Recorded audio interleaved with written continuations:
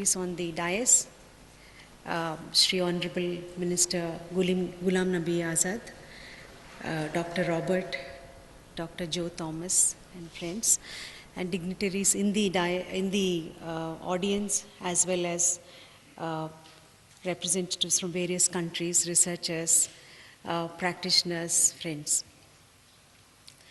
I was very impressed by this report and the depth of the insights that this report brings about.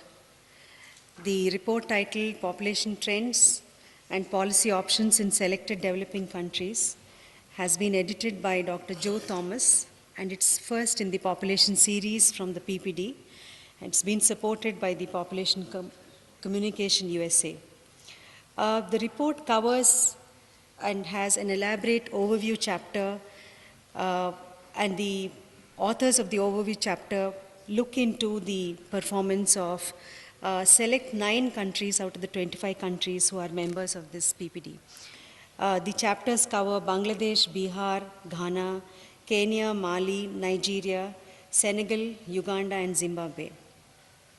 The overview chapter broadly highlights the fact that all the countries, while they are going through various shifts and changes and have been placing a lot of emphasis on population stabilization issues, do face a lot of challenges.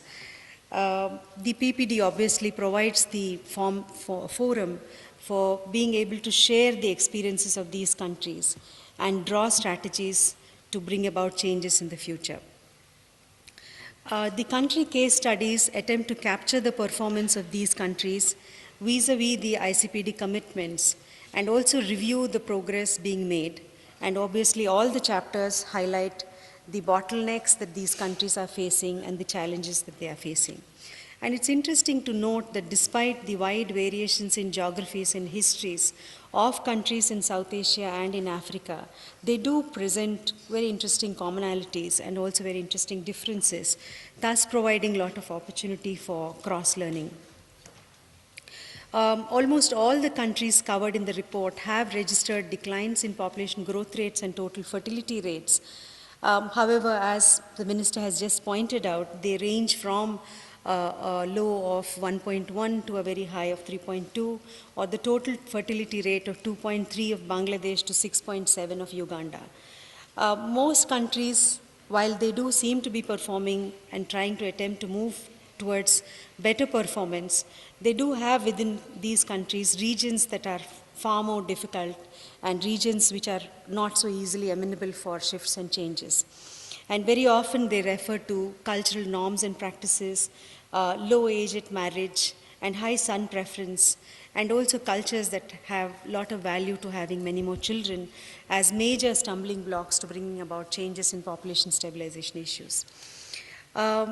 Geographical accessibility, low levels of literacy, ethnic and cultural norms, as well as low age at marriage, early age at cohabitation, non-acceptance of small family norm, non-acceptance of contraceptive prevalence, so on and so forth, were also often found to be associated with education of women and the economic status of the households.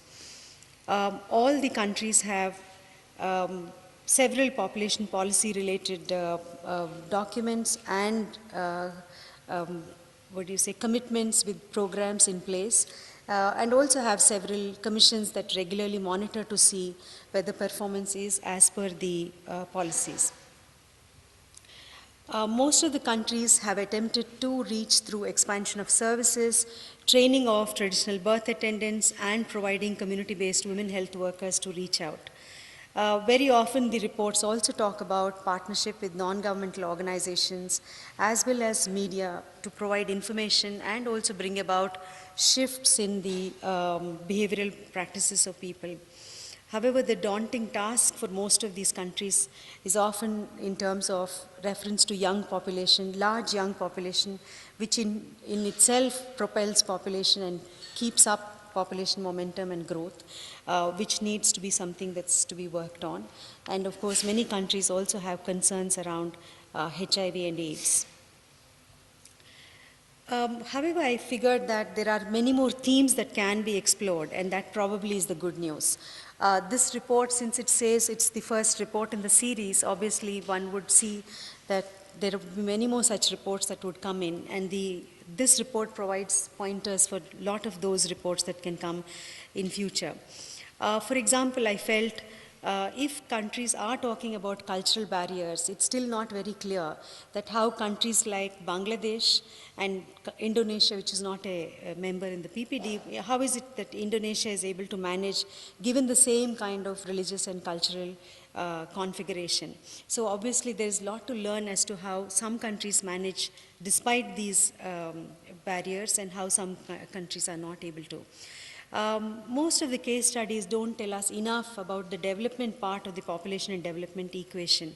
There's a lot of emphasis on population issues, on contraceptive prevalence, on small family norm, on issues to do with fertility regulation or abortions, but they do not tell us enough about how economic programs, especially structural adjustment programs, and also TRIPS and GATT, the new trade regimes, actually impinge on the health sector performance as well as the emphasis on population programs. We're also not very clear, and we are aware that most of these countries have large private medical sector. It's not very clear how these private medical sectors and the pharmaceutical lobbies in these countries are actually being regulated and harnessed by these countries in order to make it possible for working for poor people as well as working on population issues. There are also several human resource issues in these countries, and the report definitely can explore in the next set of its volumes how are the human resource issues actually being managed and handled, because that's a huge issue, especially with a lot of brain drain of doctors and nurses from the global south to the global north.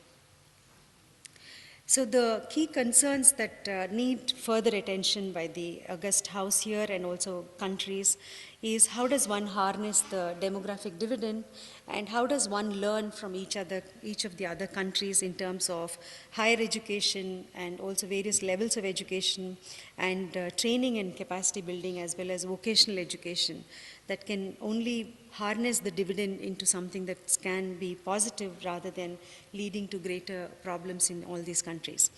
The need to recognize sexual and reproductive rights of men and women, particularly that of young people, is something that cannot be compromised at all. And then to bring about greater convergence to address population issues with development and also consider population as a cross-cutting issue across all other sectors within each country. The report also does not adequately tell us about violence against women, and it is a concern in all these countries, and we know women often do not report, but at least 45 to 70%, that's the range of women who experience violence against them in public places, in communities, and also in homes. So how does one deal with domestic violence? How does one deal with intimate partner violence and other forms of violence, and deal with it as a public health issue and develop responses from the health system perspective? This is something that needs to be further explored, not only in the report, but also by all these countries. We need to work on strengthening capacities in evidence-based research for health planning, program development, implementation, and monitoring. And I think many of these countries have huge intellectual capital that needs to be worked on. How does one strengthen human resources in the sense doctors, nurses, technicians? There's a huge dearth of trained personnel in most of these countries, and how would countries across the partner membership actually enhance the possibilities for training across these countries? What are the experiences of public-private partnership in the member countries? What is the role of private health sector in all these countries? What kind of regulatory systems exist to ensure that people do not get into a spiral of poverty seeking private medical care? I think these are definitely concerns that need to be looked into. And my last set of slides, countries need to prepare to work on a broader set of ideas to work with young people on economic and health issues. We need to also understand that while countries do often refer to a one-child norm, very often the experience has been that it leads to greater anti-female sex ratio or a skewed sex ratio that goes against girls and women. As I said, there's a huge intellectual capital and that needs to be explored across these countries. And particularly I feel that we need to work at a greater extent to produce books and maybe a journal focusing on these countries in this region, and also maybe an open source e-journal. Collaborative research and subject-specific journals should be seriously considered. Thank you very much.